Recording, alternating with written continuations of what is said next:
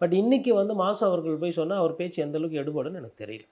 இதே சேகர் பாபு சொல்கிறாரு, செந்தில் பாலாஜி சொல்கிறாருன்னா அவர்கள் பேச்சு இன்னும் வேகமாக எடுபடுகிறது. அது மக்களுக்கு தான் நான் விடுறேன். இந்த காரணம் ஏன் ஒரு சில அமைச்சருக்கு கொடுக்குற முக்கியத்துவம் இன்னொரு சில அமைச்சர்களுக்கு கொடுக்கறதில்ல அப்படின்றது அங்கேருந்து வரக்கூடிய செவி வழி செய்தி நம்ம குற்றச்சாட்டுகள்.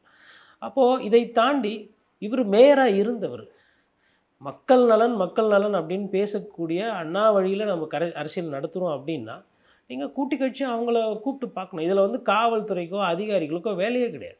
அவங்க வேலை சட்டம் ஒழுங்கு, பிக் பாக்கெட்டு அத அத சரி பண்ணுறது தான். ஆனா அதை விட்டுவிட்டு பொழுதுக்கும் இந்த போராட்டம், யார் போராட்டம் பண்றாங்க, அவங்க பின்னாடி போய் பார்க்கறது, ஊடகத்தில செய்தி வந்தா அது யார் போட்டது, இத விசாரிக்கிறது.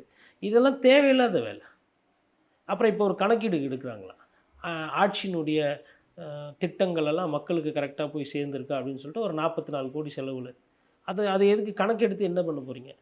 அண்ணா பண்ணாத திட்டமா? கலைஞர் கொண்டு வராத திட்டமா? இல்ல அம்மையார் ஜெயலலிதா பண்ணாத திட்டமா? இல்ல எம்ஜிஆருக்கு கொண்டு வராத திட்டமா? யாரும் உட்காந்து கணக்கு எடுத்துக்கிட்டு இல்லையே!